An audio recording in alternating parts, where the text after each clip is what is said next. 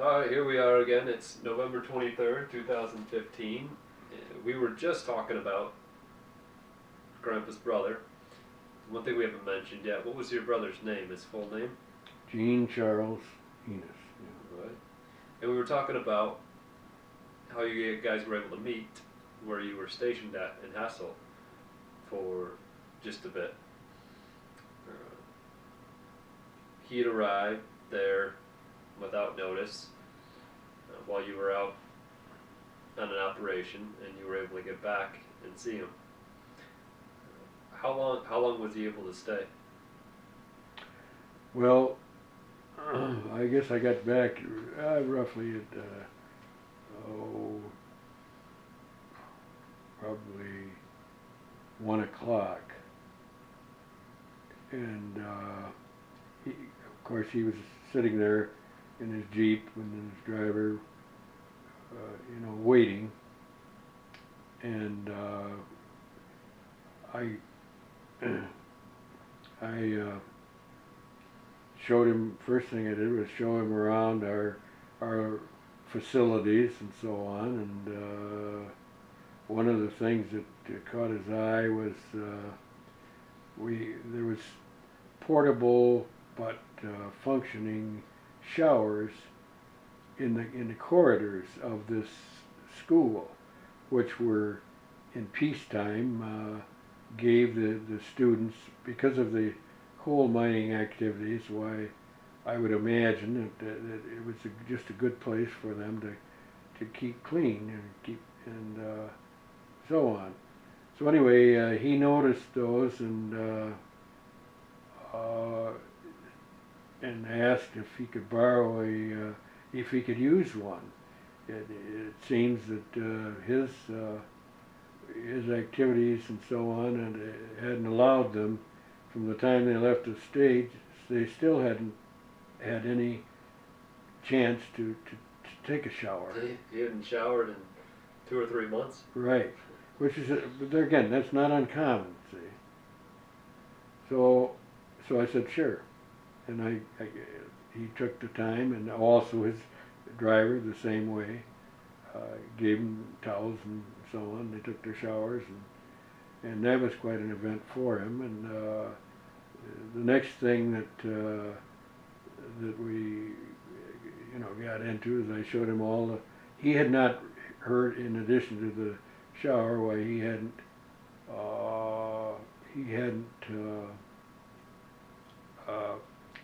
the mail hadn't caught up with him, so he hadn't seen any letters from home. Or I showed him mine, and he had a chance to catch up a little bit in that respect. With his group moving so often, so much, it was probably more difficult for the mail to track him down. Yeah, it's not unusual, although with the circumstances the way they were, why the events of the war itself were, with the big effort of the Germans and the Battle of the Bulge and so on, why that had its effect on the mail delivery system also. But at any rate, why he showed him he had a chance to read the letters that I had gotten, and the other thing that he hadn't. I had received boxes for Christmas, which was everybody in the service it was a big event to get those boxes from home, and so I still had quite a bit of stuff that I'd gotten, and I shared what I had with him, and so he took that with him. This is all letters from home and things of that sort? Mostly fruitcake and fudge. Yeah, the things that were, there's only one way you could get them, and that's from home, So I shared that stuff with him, The one other item that I got is mentionable, I guess, is that I had just received a new issue of a sweater that you could wear underneath your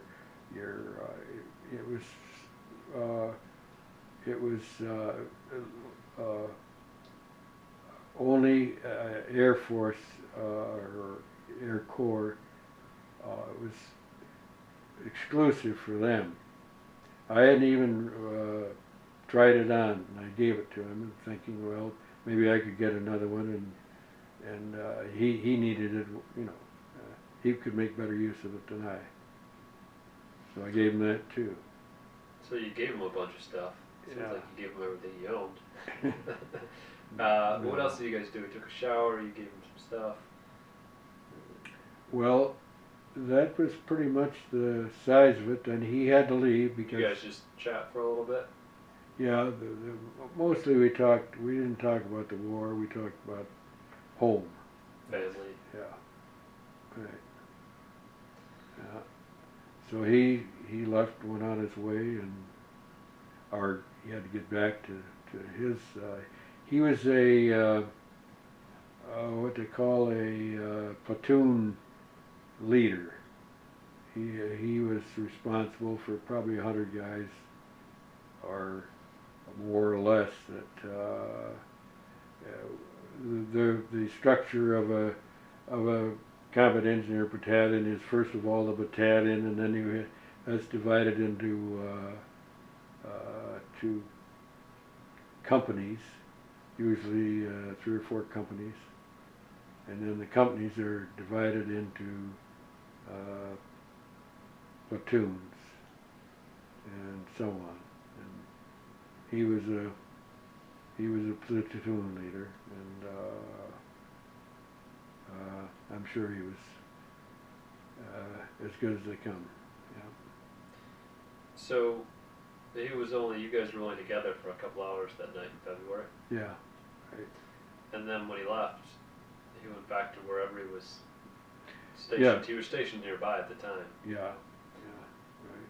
Yeah, within an hour's drive or so on. Of course, they can't get very far in an hour, you know, when you're traveling under combat conditions and so on. Yeah. And then after that, you lost track of him, or it was impossible to keep track of. Yeah, the next I heard was that my folks had received the routine or the news that he was he was being listed as killed in action. Yeah. Yeah. And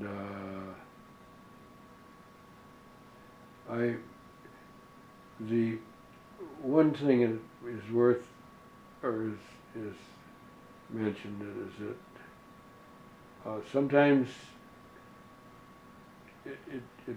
when I heard it, why it wasn't a complete surprise to me. I had taken what they call an R&R in March, and March 45. In March of '45, yeah, and it was a trip to the French Riviera, and when those events, why you go with maybe a dozen other guys, and in getting on the plane, I noticed there was a copy of the Stars and Stripes, which is an Army newspaper, and it's delivered to everybody in the service. And there was an article. One of the writers that routinely had articles or summaries of events that he's been in on was Andy Rooney, and in the article he he mentioned that he had seen the event at Remagen, and he had interviewed people from the units that were participating, and one of them was the 276 Combat Engineer Battalion, which was the same battalion my brother was part of. So at that point, when you went on that R&R and you picked up that newspaper, you had identified that your brother had been there in that area. Yeah, yeah. Didn't know yet what that exactly meant. Right, but it planted the so that it didn't come. Because you knew there was casualties. It was a big shock and all that sort of thing, but it got me thinking that in this article, he was in big conditions that he was fighting under, or he was. Had the article described that there was casualties? No, I think at that point that he wrote the article, the bridge had not yet collapsed. Okay. Yeah. You just knew it was a very chaotic area. It was a historical event, in that it had there again it had accelerated the end of the war. That's what it really boils down to. Yeah. Some events, are, some aren't. That's it. That's the way history is. Yeah. And even the work your brother did, particularly securing the bridge, was considered a very, very important event to maybe not win, but accelerate the end of the war. Oh, absolutely, yeah. The capture of the bridge. There's a lot of things that I've learned and in various accounts of the mission that his battalion had.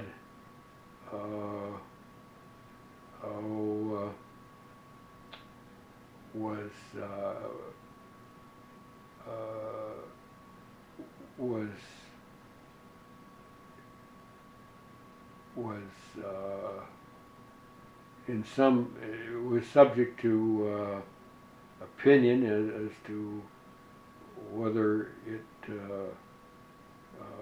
whether they should have tried to, save the bridge or not. But that's I don't know whether that's worth going into or not. I mean, it's the way it is, and we can't change it. Yeah. Could you describe what happened? They tried to save the bridge, correct? Yep. And they couldn't. Well, what happened is the bridge collapsed suddenly, and the reason that it collapsed is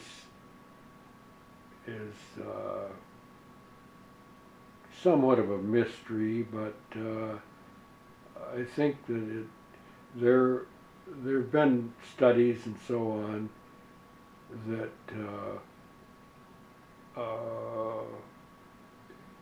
the bridge had been subject to so much previous damage, and that it was one of the surprises was that it was still standing.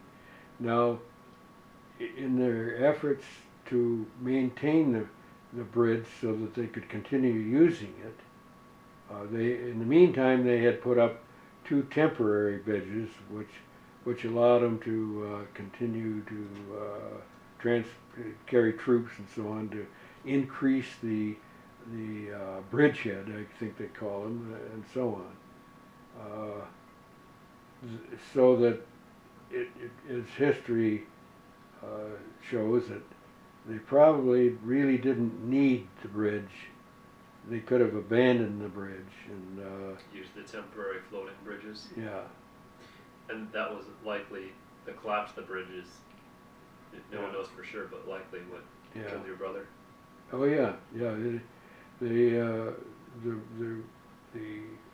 problem was, or I should say, the result was that the bridge collapsed, and all of the suspension portions of it dropped into the river. Now the Rhine River, especially during the spring, has a 6 to 8 mile an hour current, and it also is very, very cold. So that alone would be make it difficult to survive. A lot of the 29 or so men that were lost and were never, their bodies were never recovered, and that was the situation with my brother. So that some were able to get out and be rescued and so on, but of the group that probably his group were closest to the areas that fell into the river itself, and so their chances of surviving were much less than had their assignment been for some other reason, I guess. What they were trying to do, if I understand it was correctly, was add enough blocking, I guess is a good word to call it, as wood to, it was a railroad bridge, and they were trying to bridge some of the gaps that were in it because of artillery shells that had hit it. The Germans had attacked the bridge. The Germans they tried to knock it down themselves. They knew that the Allies... that it was an aid to the Allies as far as... so they spent a week or so prior to its capture, trying to knock it down. There's books and so on that have been written about that. There was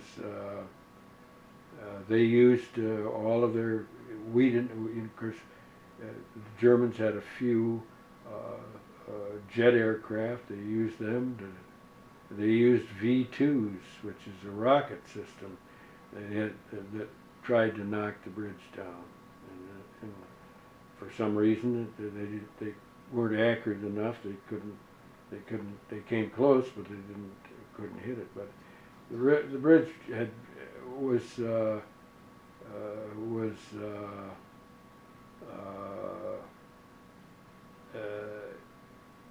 in the end, why it's the miracle about it is that how it survived as long as it did.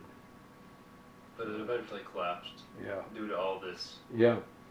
There's a many a lot of it they figured was due to a lot of it was due to the vibrations that the equipment, like they had big compressors, and they had cranes and many tools that they were using, and just the vibrations that they set up for that alone contributed to the they figured that and the bridge itself had been built shortly after World War I, so a lot of the materials that were in it were built under conditions that there was a lot of weaknesses and so on. A lot of the structural elements were in bad shape. So it was not only a surprise, but there was a lot of speculation as to maybe it was the best decision should have been just leave it alone. And, in hindsight? Yeah. But there again, that's war, is a process of making making a few good decisions and making a lot of bad decisions. That's what war is about. And But it's hopefully definitely we've learned all that and can profit from it. it's still opinion, but most historians now consider that to be that effort that went on at the bridge critical to advancing. Oh yeah, it was a key to bringing the Second World War to it was a final one of the final elements, and another the thing that our group and Squadron was engaged in was the assisting our units in taking advantage of the fact that we had captured this bridge. All right, well, that's probably a good place to stop for the day. Mm-hmm. So we will pick up later with the last bit of your time in Europe and maybe a little bit about your fighter group and Yeah. Who knows what else, maybe a little bit more. Yeah. Right. Well, good.